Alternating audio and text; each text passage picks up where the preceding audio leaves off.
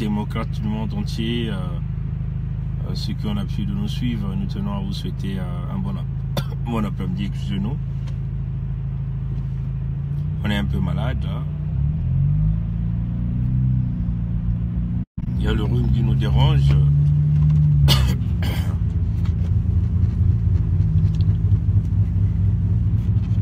On est un peu malade, on est dérangé par un petit rhume, ce qui fait que on se connecte pas trop souvent. Le temps de récupérer un peu d'énergie. Voilà, donc juste une façon de vous dire qu'on est là, mais on essaie de récupérer un peu. Voilà. Mais je vais rapidement quand même flasher un petit truc. La secrétaire générale de la francophonie qui passe son temps à faire des commentaires sur ce que le président américain a dit sur the whole shared country, c'est-à-dire le pays des mers d'Afrique. Oui, nous le savons, tous les médias sont derrière Trump. Tout ce que Trump dit est mauvais. Mais en réalité, ce monsieur, il dit la vérité. Bon, au lieu que la secrétaire générale de la francophonie s'oriente d'abord vers ce qui se passe dans la zone d'Afrique francophone, là, non, elle se met à suivre ce que monsieur Trump dit. C'est très curieux quand même. Hein. Moi, j'ai toujours dit que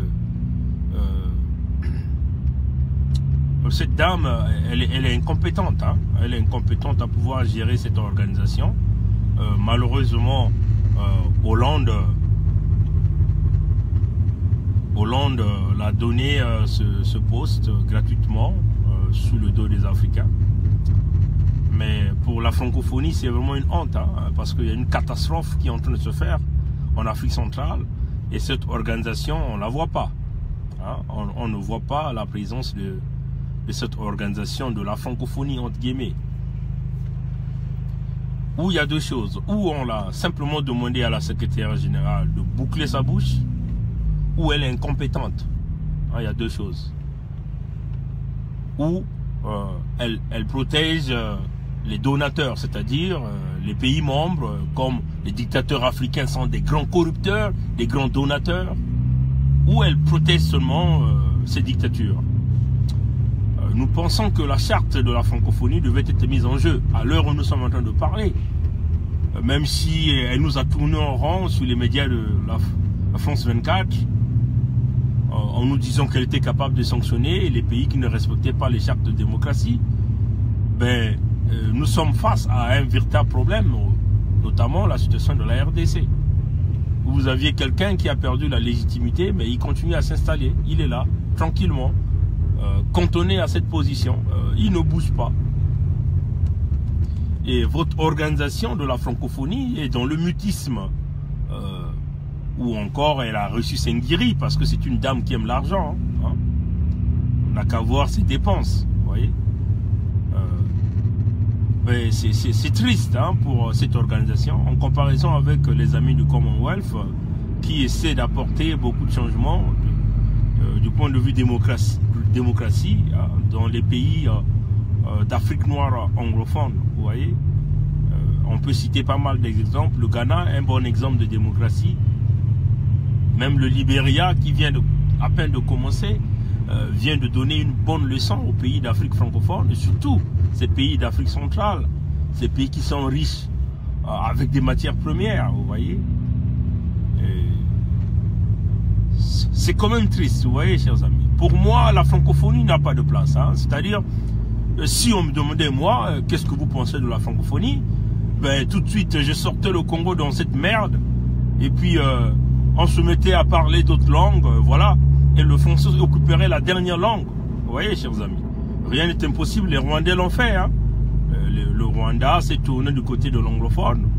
Aujourd'hui, on peut dire 99% des Rwandais se sont tournés du côté anglophone. Vous voyez, chers amis. Donc, la francophonie est là pour protéger les intérêts simplement de la France. Hein? Vous voyez? La francophonie est là pour protéger les intérêts simplement de la France. Vous voyez, chers amis, la francophonie n'est pas là pour vous, surtout les Noirs hein, d'Afrique francophone. Là, vous êtes considérés comme une merde. Hein? Je prends seulement l'exemple hein, du président américain. En fin de compte, tout ce que le président américain voulait simplement dire que ces pays-là sont dirigés par des hommes de merde. C'est ça le véritable message que M. Trump avait dit. Hein? Parce qu'on ne peut pas s'imaginer. Qu'est-ce qu'un pays de merde? Regardons un pays de merde, c'est un pays qui exploite, toutes ces matières premières sont données aux multinationales. C'est tout. Où vous avez des hommes, entre guillemets, forts, qui ont mis des régimes dictatoriaux et qui se mettent pour assurer la répression auprès de leur peuple. Les pays de merde, ce sont les pays qui sont économiquement très faibles, très endettés. L'insalubrité avancée, accrue. Vous voyez? C'est cela, chers amis. Les conditions de vie, c'est médiocre. La scolarité, les études, c'est zéro. Prenons le cas du Congo-Brazzaville. On peut dire que le Congo-Brazzaville est un pays de merde, dirigé par une merde, qui est Sassou Nguesso. Une véritable poubelle. C'est ça, chers amis. Donc, et aussi, hein, on peut dire aussi que les merdes, ce sont aussi les Occidentaux qui viennent soutenir ces gens de dictature, c'est-à-dire les reptiliens à la tête de pays de merde. C'est ça aussi. Donc, tous les Français qui supportent le régime dictatorial de Brazzaville sont des merdes. C'est du shit-hole, comme on dit, comme a dit le président Trump. Et donc, nous pouvons considérer que le système France-Afrique, c'est du shit-hole, c'est une merde. Donc, c'est de la pourriture. Parce que vous avez des hommes dans la tête, il n'y a pas de cerveau. Des gens qui sont des intérêts, qui ne poursuivent que des intérêts, et des gens qui n'apportent aucune valeur à la race noire. Et c'est des véritables merdes. C'est ça, chers amis, qu'il faut dire. Hein? Donc, on peut aussi dire que la communauté internationale qui soutient les dictateurs, c'est une merde, cette communauté internationale. C'est ça, chers amis, c'est ce qu'il faut dire. On peut aussi dire que les grands dirigeants de ce monde sont des merdes parce qu'ils soutiennent la merde dans nos pays. La merde, ce sont les reptiliens qui sont à la tête de nos États. C'est cela, chers amis. C'est ce qu'on leur dit là. Ils sont des merdes. Tous les leaders de ce monde sont des merdes parce qu'ils soutiennent la dictature, ils soutiennent des massacres à grande échelle, ils soutiennent des crimes contre l'humanité. Les droits de l'homme ne sont plus respectés au nom des intérêts. Vous voyez, chers amis. Donc, éventuellement, on peut dire aussi que les Nations Unies est une merde. Parce que ces mêmes Nations Unies invitent la merde à leur sommet, leur donnent le micro. Vous voyez, chers amis. Hein? Alors, donc vous comprenez que la merde est partout, pas seulement en Afrique. La merde, c'est aussi en Occident. La merde, c'est aussi les grandes multinationales qui sont en train de détruire des vies. Ça représente une merde. C'est ça, chers amis. Donc, ils sont tous une merde aussi. Ils sont tous des shit-holes, comme a dit M. Trump. Ils sont tous dans la même marmite. Vous voyez, chers amis, il y a des moments comme ça qu'on est obligé de leur dire ça, mais non, ils n'ont qu'à faire tout ce qu'ils veulent. Nous sommes déjà prêts à mourir, hein, dans la dignité, hein, il faut le dire comme ça. Vous voyez, chers amis. Et vous voyez encore une merde du criminel Sassou qui sort à un journal. Il a essayé par tous les moyens, ils n'ont pas pu. Mais non, ces journaux-là, ce sont les indignés qu'on présente. Comme quoi, c'est eux qui devaient aller fourmenter l'attentat contre l'ambassade des États-Unis et de la France au Congo. Vous voyez pas que c'est une merde, ces gens-là? C'est de la merde, Sassou. C'est de la merde, tout ce système militaire, criminel et dictatorial. Vous voyez, chers amis. Voilà pourquoi hein, nous lançons un appel solennel aux soldats congolais. Ici, on ne veut pas parler des généraux parce qu'il n'y a aucun général au Congo. Tout cela, des généraux du ventre, nous les appelons des merdes. Ils sont une merde. Ils sont des shit-holes. Le shit-hole veut simplement dire, vous voyez, votre WC, hein, ce trou-là. C'est ça, ces généraux du Congo-là. Ils sont tous une merde, avec des gros ventres. Ils ne foutent absolument rien. Ils n'ont jamais rien mérité, sinon que courir derrière Sassou. C'est ça, chers amis. Vous voyez? Mais nous lançons un appel aux sergents congolais, vous voyez, aux soldats première classe. Parce que nous considérons que ceux-là, ils peuvent prendre le risque. Hein? Ceux-là, ils sont capables de pouvoir apporter le changement. Nous leur encourageons énormément hein, d'aller ouvrir les fronts au nord. D'aller ouvrir les fronts au nord. Hein, des fronts qui leur permettront d'attaquer Oyo, Olombo, Tikapika, voilà, Bundi, ainsi de suite. Vous voyez, chers amis. Hein, allez-y ouvrir les fronts au nord. Vous n'avez pas besoin d'attendre des équipements pour commencer à le faire. Ntoumi s'est équipé avec des techniques de guérilla. Vous voyez, Ntoumi s'est équipé avec des techniques de guérilla. Il a récupéré le matériel militaire auprès de l'ennemi. Vous voyez, mais Ntoumi n'est pas un militaire. Hein, il n'est pas formé, il n'est pas militairement formé. Mais les soldats première classe, les caporaux, les adjudants, des sergents-chefs, vous êtes militairement formés. Si aujourd'hui, ceux qui se disent généraux sont debout, c'est grâce à vous. Donc vous pouvez aussi leur balancer. Vous pouvez leur balancer. Et nous nous encourageons énormément. Le peuple congolais, en général, va encourager tout cela qui se lancera dans ce chemin. Vous aurez le soutien du peuple. Oui, chers amis. Vous aurez le soutien du peuple. C'est cela la réalité. Nous ne sommes pas pour négocier avec Sassou. Il y aura jamais une solution dans la négociation avec ce monsieur. Jamais. Ceux qui partent négocier avec Sassou, ils doivent le savoir qu'ils sont perdants en avance.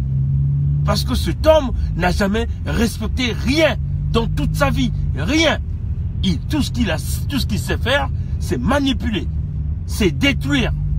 C'est toujours être vainqueur sur tout.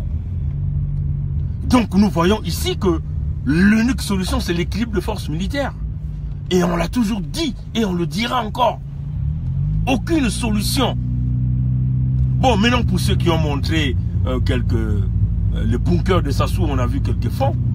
Bon, vous voyez bien que là, vous venez là de déclencher une guerre. Mais quand on déclenche une guerre, ça doit être sur le terrain. Quel terrain? Mais dans le terrain du Nord, dans le terrain de Olombo, dans le terrain de Oyo. C'est cela, chers amis. La négociation avec Sassou n'aboutira à rien. À rien. Ça va vous emmener où? Ça va aboutir à quoi? Oui, il va vous donner de l'argent. Il va vous attirer comme des appâts. Et il va bien vous empoisonner. Comme il a l'habitude de le faire. C'est ce qu'il sait faire de plus mieux. Il va bien vous empoisonner. Il vous attire, il vous donne tout. Et vous fait passer tranquillement. Comme vous êtes tellement bête, excusez-moi du terme, mais vous avancez aveuglement. Vous ne voyez qu'un seul but, l'argent. Vous ne voyez que l'argent. Vous ne voyez que l'argent. Chers amis, l'argent ne va vous emmener nulle part. Ce qui est plus important pour vous et votre peuple, c'est la dignité, c'est le respect. Vous voyez? Mais non, vous qui suivez de l'argent, oui, on va aller négocier avec Sassou. On voit même d'autres là, sur les médias sociaux, qui ne font que taper à leur clavier. On nous envoyait des messages Ntondo. Qu'est-ce qu'on a foutu de Ntondo? Si on me demandait, moi, qu'est-ce que vous ferez de Ntondo? Je mettrais Ntondo dans une cage et je demandais au peuple de le lapider. C'est ce que je ferais. Si on me demandait à moi, qu'est-ce que je vous ferais de Sassou? Je mettrais Sassou dans une cage nue et je demanderai au peuple de le lapider. C'est cela, chers amis. Mourir par lapidation. Parce que pour nous, nous pensons qu'il n'y aura jamais de l'amnistie pour un homme qui a commis des crimes de grande ampleur comme Sassou. Des crimes économiques qui brisent des vies de générations. Et on va se mettre à les négocier, laver les mains. Et tous les crimes qu'il a commis dans le département de Poul, vous allez donc juste le renverser d'un revers de la main parce qu'on va vous donner des postes et l'argent. Non, chers compatriotes, il y a la dignité qui est là. En tout cas pour nous, l'argent ne vient pas en premier lieu, c'est la dignité qui compte. On le voit tous, oui, ils sont tous là. C'est un peuple qui oublie très vite. C'est un peuple qui oublie très vite, le peuple congolais. Un peuple qui oublie très vite. Je me pose mille et une questions. Je dis, mais Dieu le Tout-Puissant, pourquoi tu m'avais envoyé dans ce pays-là? Un peuple qui oublie très vite. Parce que quand ils entendent parler de l'argent, ils courent tous Et ils vont se faire prendre dans une nasse, dans un piège par Sassou Nguesso. Mais c'est pas possible. Vous ne voyez pas que cet homme est le plus mauvais que ce pays-là n'a jamais connu. Je ne comprends pas comment ils sont tous en train de courir, de chercher à aller négocier avec Sassou pour obtenir quoi à la fin. Mais en tout cas, nous sommes dans une autre direction. Et nous ne pouvons plus trop commenter dans la direction où nous sommes. Nous sommes dans une autre logique. Et nous avions toujours dit, ceux-là qui vont négocier avec Sassou, oui, vous allez commencer à vous sucrer ensemble. Mais quand le moment-là arrivera, tout le monde sera confondu. Voilà, voilà un peu démocrate africain. C'était juste un petit direct, le temps que nous retrouvons une bonne santé, parce que nous sommes un peu pris par la grippe, le rhume qui nous dérange. Et ça nous fait perdre un peu d'énergie. Mais nous reviendrons quand nous allons être bien établis pour continuer à faire ce que nous sommes en train de faire, à édifier ce peuple, notre jeunesse qui est quelquefois perdue, qui ne sait plus quoi faire. Mais en tout cas, chers compatriotes, tout ce que nous vous demandons, c'est de mériter et c'est de maintenir la résistance, c'est de maintenir le cap. On vous a toujours dit que le Congo a été amené droit au mur, et au coin de ce même mur, on est en train de noyer le Congo avec l'Armageddon économique qui est en train d'arriver. Ce qui est très important, c'est le côté Armageddon de l'inflation. Vous voyez le Venezuela aujourd'hui, pour ceux qui suivent un peu de l'actualité, le Venezuela aujourd'hui vit une véritable crise économique, malgré que c'est un pays grand producteur de pétrole. Mes chers amis, l'inflation a atteint le sommet le plus haut. Même les plus riches ont du mal à s'acheter de la nourriture parce que c'est devenu une denrée rare et puis ça coûte cher. C'est ce qui est en train de se passer au Venezuela. Mais ne vous en faites pas, ça va arriver au Congo. Tant que nos soldats congolais ne comprendront pas le message, tant que nos jeunes ne comprendront pas le message, le pire est en train de venir. Voilà, on vous dit bonne soirée, que Dieu nous bénisse et à plus tard. Au revoir.